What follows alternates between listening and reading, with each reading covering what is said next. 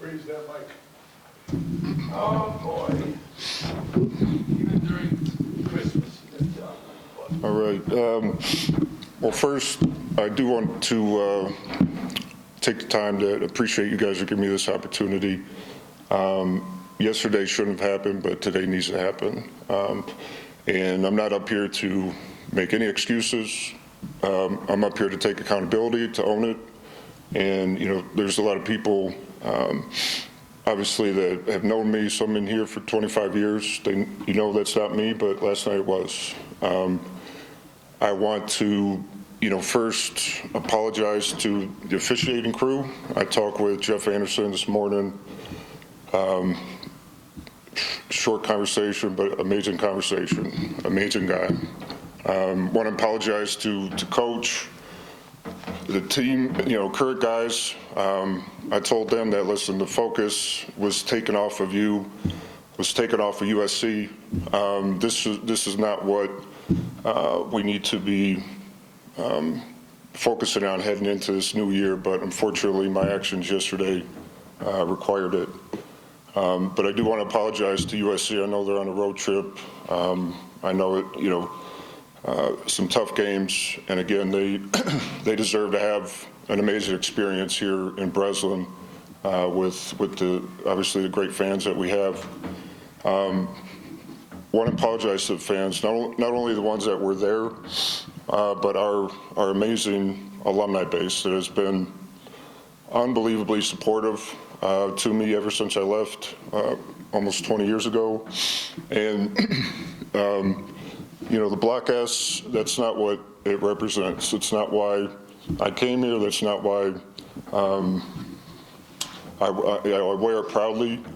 It was a mistake. It was a mistake that'll never happen again. It was a mistake that is not me, but again, unfortunately last night it was. I also want to apologize to any of the parents that have brought their children there last night. You know, we're looked up as role models at a very young age, and that doesn't stop, you know, when you leave. And so last night, they did not see a role model, but I promise you, any other time they will ever see me, it will be a role model. It's, you know, and just apologizing to the university that's given me so much. There are a lot of memories were made in that arena.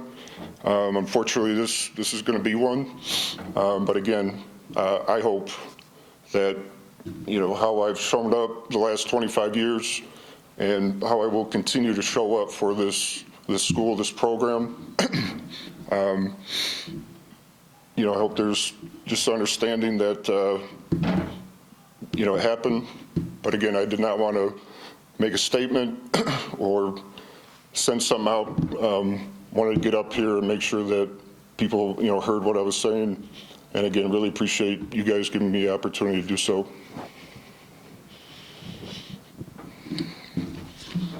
Hey, Paul, I'm wondering, how hard was this right now to do this, and how easy was it to make the decision to do this when you got up this morning?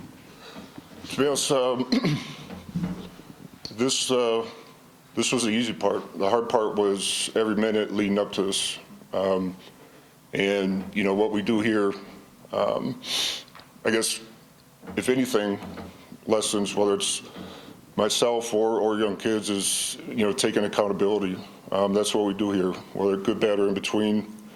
We have each other's backs, and, you know, it's the outpouring of support from not only my former teammates, but the guys up there. I mean, it's been as bad of a situation that happened last night. Is very special to me, and also right now is special to me. Even though I didn't want to be up here talking about this topic, it's, you know, it's opportunity for me to, like I said, just take accountability, because it's, I think, in this day and age, maybe sometimes it's can be far and few between, but, you know, not today.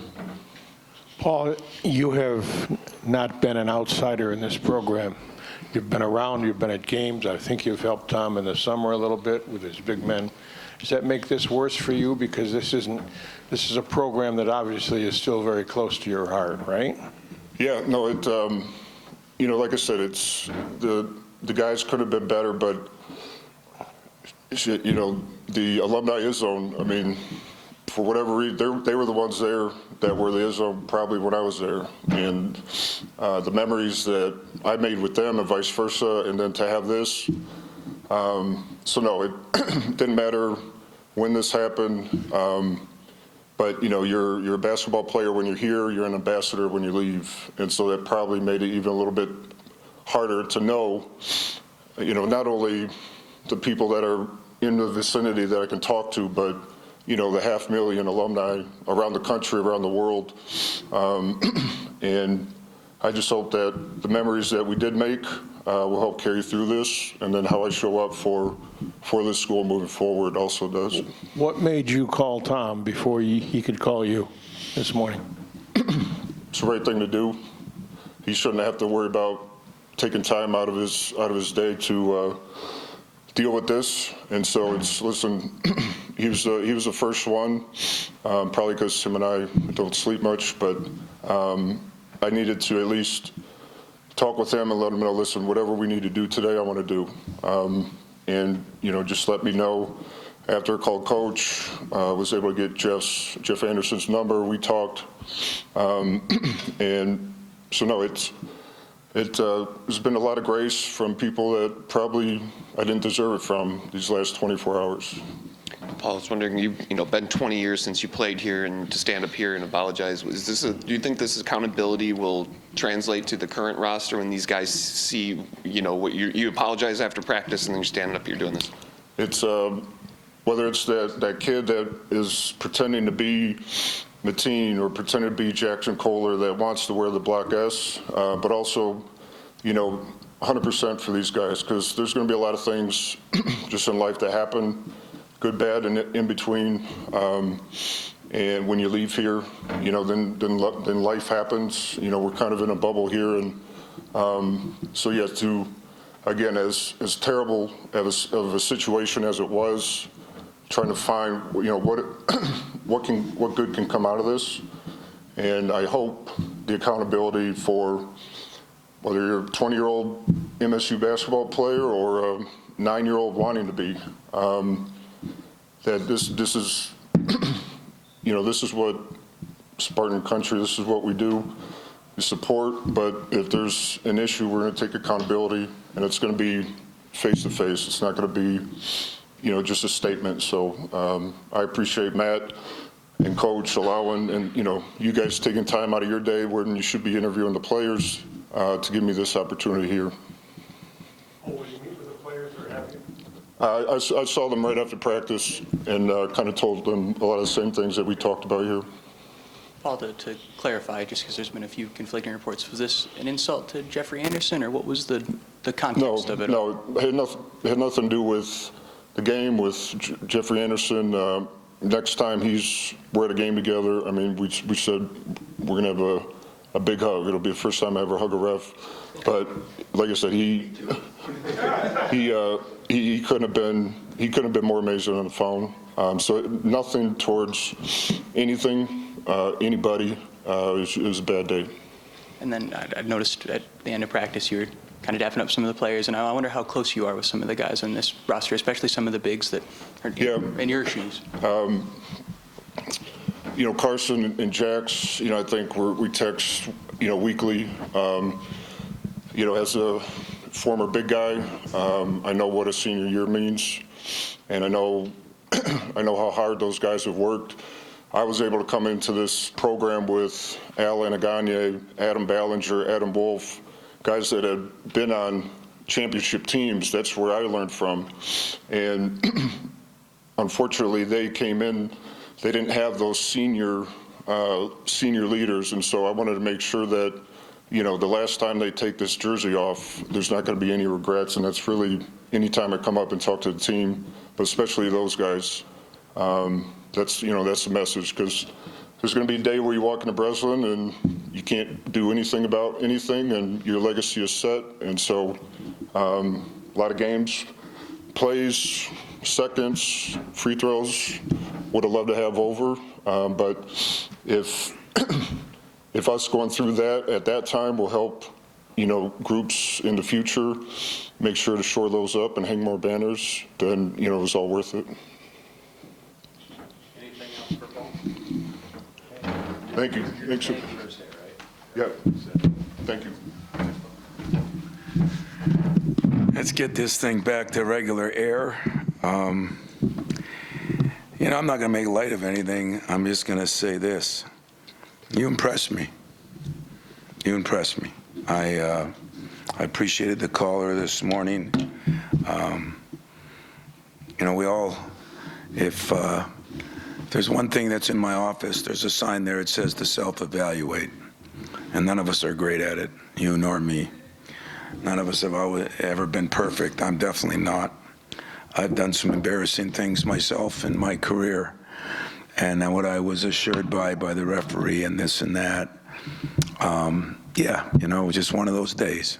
It was a bad day that I think he'll learn from. But when it happens in public, it's always more embarrassing. But I think that the way you measure a person is how they bounce back. I'll give you an example that he will remember, but 22 years ago or so, we're down in Ann Arbor, and I didn't think he went after a ball hard enough, and I made a fool of myself in front of 13,000 people at his expense. And I was young and dumb then. I didn't feel bad about it at all. As I look back on it years later, I said, God, what a jerk, you were. And then I looked at how he turned out and made it to the league and this and that. I said, God bless me and God bless him. So, there was nothing that was to the point of, I don't know how to say it right, but he made no excuses. He was accountable. For 20 years, he has done a lot for me in our program. He does come up in the summer. He comes up in the fall. He comes up to most games. He's always at alumni functions, and he's always willing to help, offering his advice and his experience. And it might be hard to talk to the media about something like this.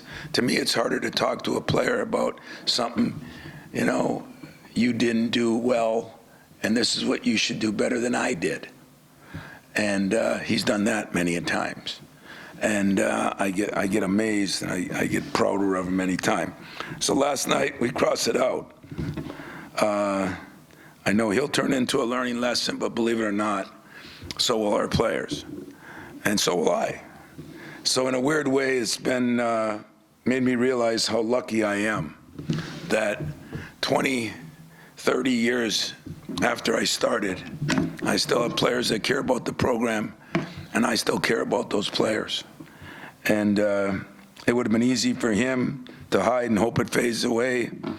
It would have been easy for me a lot of times to go a different route, but enough has been at place where the people care about him in the years he's played here, and now that he's been done, they all still care about him. We are a family. There's one thing, Draymond and he and Mateen, and it just goes on, and Steve Smith comes back. Everybody preaches the family atmosphere. We walk the talk. We walk the talk as good or better. No, we walk the talk better than any institution I know of. And if this situation doesn't prove some of that we're all reaching out to help him. If it didn't show it last night with our alumni from back when he played, coming from all over the country, we do hold each other accountable, but we will always support one another. So for me, I hope it ends today. I hope that the parties that really mattered, the fans that he talked about, the kids that he talked about, the official that he talked about, he didn't know me nothing. I probably said worse things to him in my day. But I feel privileged that he cares enough that he wanted to do this. So the call, when you get a call early in the morning and you're a head basketball coach or football coach, you cringe. and I felt good after I got off the call with him. So thank you, PD. I hope you guys handle it whatever way you got to handle it. I understand. But take into account that mistake was made, accountability was given, and mostly respect. Respect to the official, respect to the university, respect to the kids, respect to us, and respect to him and his own family. So we can make it as big as you want to make it, but I thought giving him a chance to speak to you is better than putting it out on the social media. Because as you know, I hate the social media, so why would I want somebody to do that when he can do it like this? So any other questions for me? For you, I mean, we've talked so much over the last